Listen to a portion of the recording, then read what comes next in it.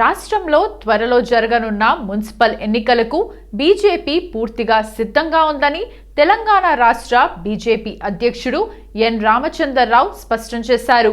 ఈ రోజు ఆయన మీడియాతో మాట్లాడుతూ ఇటీవల జరిగిన సర్పంచ్ ఎన్నికల్లో పార్టీ కార్యకర్తలు చూపిన కృషిని ఆయన అభినందించారు. దాదాపు 5,000 సర్పంచ్ స్థానాల్లో పోటీ చేశామని, గతంలో పోలిస్తే బీజేపీ గెలుపు సంఖ్య పెరిగిందని చెప్పారు. ఇది గ్రామీణ ప్రాంతాల్లో పార్టీ బలపడుతోందనేందుకు స్పష్టమైన నిదర్శనమన్నారు. బీఆర్ఎస్ పార్టీ ప్రజల విశ్వాసాన్ని కోల్పోయిందని, ఆ పార్టీ ముక్కలవడం ఖాయమని ఆయన వ్యాఖ్యానించారు. ముఖ్యమంత్రి రేవంత్ రెడ్డి పాలనపై విమర్శలు గుప్పిస్తూ కాంగ్రెస్ ప్రభుత్వం కమిషన్ల రాజకీయాలకు పరిమితమైందని ఆరోపించారు. కేంద్ర ప్రభుత్వం ఇచ్చే నిధులతోనే రాష్ట్ర అభివృద్ధి జరుగుతోందని, అయినా కాంగ్రెస్ కేంద్ర పథకాలపై తప్పుడు ప్రచారం చేస్తోందన్నారు. మున్సిపల్ ఎన్నికల్లో బీజేపీ అభ్యర్థులను గెలిపించాలని రామచంద్రరావు పిలుపునిచ్చారు. మనము భారతీయ జనతా పార్టీ తయారై ఉంటుందని చెప్పేసి కూడా మనందరం కార్యకర్తలు కూడా సంకల్పంతో ఇక్కడ ఈ విజయ సంకల్ప సభలో మనందరం కూడా సమావేశమైనాం. మిత్రులారా, ఈ మధ్య కాలంలోనే తెలంగాణలో గ్రామీణ ప్రాంతంలో సర్పంచ్ల ఎన్నికలు జరిగినాయి. మరి నేను పేరున ప్రతి కార్యకర్తకు, గ్రామీణ ప్రాంతంలో ఉన్నటువంటి ఒక నాయకులకు అందరికీ శీర్ష వహించి నేను వారికి ధన్యవాదాలు తెలుపుతా ఉన్నాను, వారిని అభినందిస్తున్నాను. ఎందుకంటే మొట్టమొదటిసారిగా తెలంగాణలో మనం 1000 సర్పంచ్ దాకా గెలిచినాం, 10,000 వార్డు మెంబర్ గెలిచినాం, 1200 నుంచి 1500 మధ్యన మనం ఉప సర్పంచులు గెలిచినాం. ఈరోజు పోటీ కేవలం కాంగ్రెస్ భారతీయ జనతా పార్టీ మధ్యనే ఉన్నది. ప్రజలు కూడా ఈ రెండు పార్టీలను చూస్తూ ఉన్నారు. బీఆర్ఎస్ పార్టీ ఎక్కడ కూడా రంగంలో లేదు, బీఆర్ఎస్ పార్టీ ఎక్కడ కూడా ప్రజల్లో లేదు. త్వరలోనే బీఆర్ఎస్ పార్టీ ముక్కలు అవడం ఖాయం అనేది విషయాన్ని కూడా మనం గుర్తుపెట్టుకోవాలి. మిత్రులు, దోచుకుంది ఇంకా పంచుకోవడంలో ఉన్నారు వాళ్ళు పంచుకునే నిదానంగా పంచుకోండి. ప్రజల్ని పట్టించుకోలేదు. మీరు వారి పెట్టేటువంటి ఆకాంక్షలు, ప్రజలకు సంబంధించినటువంటి ఒక విశ్వాసాన్ని మీరు భంగం చేశారు. కాబట్టి ఈరోజు కాంగ్రెస్ పార్టీకి అవకాశం ఇచ్చారు. సికింద్రాబాద్ జంట నగరాల అస్తిత్వాన్ని దెబ్బతీస్తే ఉపేక్షించేది లేదని బీఆర్ఎస్ వర్కింగ్ ప్రెసిడెంట్ కేటీఆర్ అన్నారు.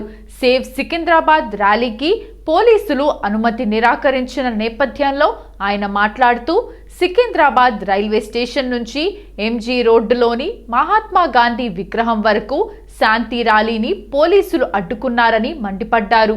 నగర అస్తిత్వాన్ని దెబ్బతీస్తుంటే ప్రజలకు నిరసన తెలిపే హక్కు లేదా అని ఆయన ప్రశ్నించారు. ప్రజల ఆశీర్వాదంతో బీఆర్ఎస్ తిరిగి అధికారంలోకి వస్తోందని ధీమా వ్యక్తం చేశారు. రేవంత్ రెడ్డి ప్రభుత్వం తుగ్లక్ పనులు చేస్తోందని విమర్శించారు. సికింద్రాబాద్, హైదరాబాద్ నగరాలకు శతాబ్దాల చరిత్ర ఉందని అన్నారు. ఈ రెండు నగరాలు 2 కళ్ళు వంటివని, అలాంటిది వాటి ఐడెంటిటీని తొలగించాలని ముఖ్యమంత్రి చూస్తున్నారని ఆరోపించారు. గతంలో 4 జోన్లుంటే 6 జోన్లు చేసుకున్నాం. ప్రతి జోనల్ కమిషనర్కి, ప్రతి డెప్యూటీ కమిషనర్కి శాంక్షన్ లిమిట్స్ పెంచుకున్నాం. అంటే ఇవన్నీ చేసుకున్నాం, కానీ హైదరాబాద్ అస్తిత్వాన్ని మాత్రం మేము ముట్టుకోలేదు. హైదరాబాద్ అస్తిత్వాన్ని దెబ్బతీసే ప్రయత్నం చేయలేదు. ఎందుకంటే హైదరాబాద్ అనేది ఒక హైదరాబాద్ ప్రజలకు సంబంధించి కాదు, తెలంగాణ ప్రజలందరికీ గర్వకారణమైన ఒక ఐడెంటిటీ హైదరాబాద్, సికింద్రాబాద్ జంట నగరాలు అంటే మనం చిన్నప్పటి నుంచి వింటున్న మాట. అట్లాంటిది ఇవాళ ఈ తుగ్లక్ ముఖ్యమంత్రి ఆయన తీసుకున్న ఒక నిర్ణయం వల్ల సికింద్రాబాద్కు ఒక ఐడెంటిటీ అనేది లేకుండా, ఒక అస్తిత్వం అనేది లేకుండా సికింద్రాబాద్ని శాశ్వతంగా చరిత్ర పుటలకి మరి పరిమితం చేసే విధంగా ఈ ముఖ్యమంత్రి, ఈ ప్రభుత్వం తీసుకున్న ఒక నిర్ణయాన్ని వ్యతిరేకిస్తూ, ఒక రాజకీయ పార్టీ కాదు, సికింద్రాబాద్లోని అన్ని వర్గాల ప్రజలు ఒకటై, దానిలో అక్కడ ఉన్న ప్రజాప్రతినిధులంతా మా వాళ్ళు. సికింద్రాబాద్ ఎమ్మెల్యేగా పద్మారావు గారు ఉన్నారు, సనత్ నగర్కి శ్రీనివాస్ యాదవ్ గారు ఉన్నారు, అట్లాగే మరి మా నాయకులందరూ ఎమ్మెల్యేలు, ఎమ్మెల్సీలు ఉన్నారు. వారందరినీ కూడా వారు ఆహ్వానించారు.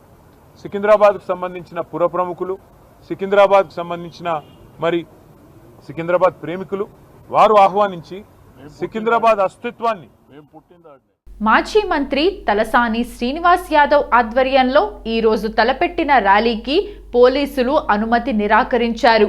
సేవ్ సికింద్రాబాద్ ర్యాలీ కోసం తరలివస్తున్న వారిని పోలీసులు ఎక్కడికక్కడ అదుపులోకి తీసుకున్నారు. దీంతో సికింద్రాబాద్ రైల్వే స్టేషన్ వద్ద పరిస్థితి ఉద్రిక్తంగా మారింది. ర్యాలీకి అనుమతి లేదని చెబుతూ ఈ ప్రాంతంలో భారీ సంఖ్యలో పోలీసులు ప్రత్యేక బలగాలను మోహరించారు. సికింద్రాబాద్ అస్తిత్వం కోసం ర్యాలీ చేయటానికి మాకు హక్కు లేదా అని తలసాని శ్రీనివాస్ యాదవ్ ప్రశ్నించారు. ర్యాలీ చేస్తామని 5 రోజుల క్రితం తాము అనుమతి కోరామని, కానీ నిన్న రాత్రి 10:30 గంటల తర్వాత పోలీసులు తిరస్కరించారని అన్నారు. అనుమతి లేదని తమకు ముందే చెప్పి ఉంటే కోర్టుకు వెళ్లి అనుమతి తెచ్చుకునే వాళ్ళమని చెప్పారు. మేం శాంతియుత ర్యాలీకి పిలుపునిస్తే కర్ఫ్యూ సమయంలో తరలించినట్లు తమ పార్టీ వారిని అరెస్ట్ చేస్తున్నారని ఆగ్రహం వ్యక్తం చేశారు. మీరు రాత్రి 10:40 మీరు రిజెక్షన్ అని చెప్పి మేము అప్లై చేసింది 5 రోజుల కింద. ఒకవేళ మీరు నిన్ననో మొన్ననో రిజెక్షన్ చేస్తే మేము కోర్టు ద్వారా పర్మిషన్ తీసుకుంటుంటే, ఈరోజు ముఖ్యమంత్రి గారు ఎక్కడన్నా పోతేనేమో అందరిని అరెస్ట్ చేస్తారు ప్రతిపక్ష పార్టీలని. వాళ్ళేమో ఇష్టానుసారం ర్యాలీలు చేసుకోవచ్చు. సెక్రటరేట్ రిస్ట్రిక్టెడ్ ఏరియా, సెక్రటరేట్ ముంగట కూడా ముఖ్యమంత్రి గారు పాదయాత్రలు చేసుకోవచ్చు. కానీ ప్రజాస్వామ్యం లోపల మాకు హక్కు లేనట్టు, మా అస్తిత్వం, మా సికింద్రాబాద్ ప్రజలు 220 సంవత్సరాల చరిత్ర ఉన్నటువంటి మా ప్రాంతాన్ని, మా ప్రాంతం పేరు లేకుండా మా అస్తిత్వం మీద దెబ్బ కొట్టినప్పుడు ప్రజాస్వామ్యబద్ధంగా మేము నిరసన చెప్పేటువంటి కార్యక్రమాన్ని ఈరోజు ఏర్పాటు చేసుకున్నాం. మీరు చూస్తే ఒక కర్ఫ్యూని తలపించే విధంగా కొన్ని వేలాది మంది పోలీసులు పెట్టి ఎక్కడదక్కడ అరెస్టుల పర్వం కొనసాగించడం అనేది దుర్మార్గమైనటువంటి చర్య. దీన్ని తీవ్రంగా ఖండించడమే కాకుండా మళ్ళీ ఫస్ట్ వీక్లో కోర్టుకు పోతాం, న్యాయపరంగా పర్మిషన్ తీసుకొని మళ్ళీ ర్యాలీ కంటిన్యూ చేస్తామని చెప్పి నేను ఈ సందర్భంగా తెలియజేస్తా ఉన్నాను.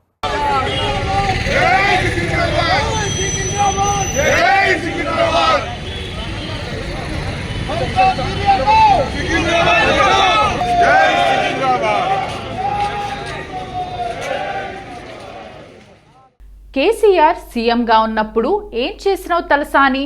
అప్పుడు లష్కర్ జిల్లా గుర్తుకు రాలేదా? సికింద్రాబాద్ని ప్రత్యేక కార్పొరేషన్ ఎందుకు చేసుకోలేకపోయారు? మీరు మంత్రిగా ఉండి లష్కర్ జిల్లాను కనీసం కేసీఆర్ గారిని అడగలేకపోయారు. పెద్ద సార్ అంటే భయమా? కేటీఆర్ గారు, మీరు మున్సిపల్ శాఖ మంత్రిగా ఉండి ఎందుకు సికింద్రాబాద్ మున్సిపల్ కార్పొరేషన్ ఏర్పాటు చేయలేదు? వరంగల్ను విభజించి వరంగల్ మరియు హన్మకొండ జిల్లాలుగా విభజించారు. అప్పుడు అవి జంట నగరాలు అని గుర్తుకు రాలేదా మిస్టర్ కేటీఆర్ అని చరణ్ కౌశిక్ యాదవ్ అన్నారు. సికింద్రాబాద్ పేరు మీద తలసాని శ్రీనివాస్ యాదవ్ గారు, అదేవిధంగా BRS party working president Secunderabad ప్రజలను తప్పుదారి పట్టించే ప్రయత్నం వారు చేస్తూ ఉన్నారు. ఎక్కడ కూడా కాంగ్రెస్ పార్టీ సికింద్రాబాద్ ను విడగొట్టే ప్రయత్నం ఎక్కడ చేయడం లేదు. కానీ తలసాని శ్రీనివాస్ యాదవ్ గారు అధికారం కోల్పోయిన తర్వాత సికింద్రాబాద్ పేరు మీద లష్కర్ జిల్లాను ఏర్పాటు చేయాలని చెప్పేసి, అదే కాకుండా సికింద్రాబాద్ ప్రత్యేక మున్సిపల్ కార్పొరేషన్ ఏర్పాటు చేయండి అని చెప్పేసి సికింద్రాబాద్ ప్రజలు తప్పుదారి పట్టించే ప్రయత్నం వారు చేస్తూ ఉన్నారు. వారు మంత్రిగా ఉన్నప్పుడు మాత్రం లష్కర్ జిల్లా గుర్తు రాలేదు, సికింద్రాబాద్ ప్రత్యేక మున్సిపల్ కార్పొరేషన్ గుర్తు రాలేదు. ఇప్పుడు కాంగ్రెస్ ప్రభుత్వం సికింద్రాబాద్ ను విడగొడుతుందని చెప్పేసి, కాంగ్రెస్ పార్టీ చేస్తుందని చెప్పేసి కేటీఆర్ గారు, తలసాని శ్రీనివాస్ యాదవ్ గారు హైదరాబాద్ ప్రజలు, సికింద్రాబాద్ ప్రజలు తప్పుదారి పట్టించే ప్రయత్నం వారు చేస్తూ ఉన్నారు. వారి ఆయనలో తెలంగాణ రాష్ట్రంలో 33 జిల్లాలు ఏర్పడ్డాయి. 33 జిల్లాలను ఏ విధంగా విభజించారో తెలంగాణ సమాజం అంతా కూడా చూసిరు. ఒక్కొక్క నియోజకవర్గాన్ని 3 జిల్లాల్లో వచ్చే విధంగా ఇష్టం వచ్చినట్టు అడ్డగోలుగా జిల్లాల విభజన చేసింది బీఆర్ఎస్ పార్టీ. అదే కాకుండా అల్లుడు కోసం ఒక జిల్లా, కొడుకు కోసం ఇంకొక జిల్లా, అదే కాకుండా తెలంగాణ రాష్ట్రంలో కాంగ్రెస్ పార్టీలో ఉన్నటువంటి ముఖ్యమైన నాయకులను చిన్నగా చేసే ప్రయత్నంలో భాగంగా చిన్న జిల్లాలు ఏర్పాటు చేసి రాజకీయ పబ్బం గడిపింది మీరు. ఇక్కడ రాజకీయ పబ్బం కోసం కాంగ్రెస్ పార్టీ తాపత్రయపడతలేదు. హైదరాబాద్లోని యూసఫ్గూడ పరిధిలో ఓ ఇంట్లో వాషింగ్ మిషన్ పేలిపోయింది. తొలుత మెషిన్ నుంచి మంటలు వచ్చాయని, కాసేపటికే భారీ శబ్దంతో పేలుడు సంభవించిందని ఆ ఇంట్లో వాళ్ళు చెప్పారు. అదృష్టవశాత్తు ఆ సమయంలో వాషింగ్ మిషన్ దగ్గరలో ఎవరూ లేకపోవడంతో ప్రమాదం తప్పిందని తెలిపారు. మెషిన్ పేలుడుకు ఆ గదిలోని పలు వస్తువులు దెబ్బతిన్నాయని, వాషింగ్ మిషన్ మొత్తం తుక్కుతుక్కుగా మారిందని వివరించారు. యూసఫ్గూడ పరిధిలోని కృష్ణానగర్లో సయ్యద్ గౌస్కు 2 ఫ్లోర్ల బిల్డింగ్ ఉంది. సెకండ్ ఫ్లోర్లోని పోర్షన్ను అద్దెకు తీసుకున్న సాంబశివారెడ్డి అనే వ్యక్తి అందులో భార్యతో కలిసి నివసిస్తున్నాడు.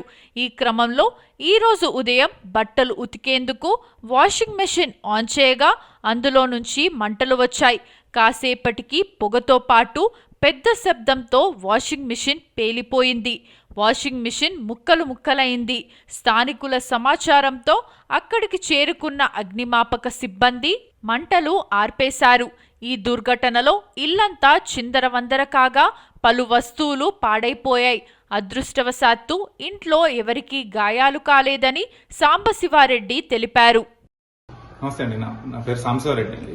మేము కృష్ణానగర్లోని హౌస్లో రెంట్కుంటున్నాం. మార్నింగ్ రోజులానే వాషింగ్ మిషన్ ఆన్ చేసాం. ఆన్ చేసిన కాసేపటికే వాషింగ్ మిషన్ టప్మని సౌండ్ వచ్చి బ్లాస్ట్ అయింది.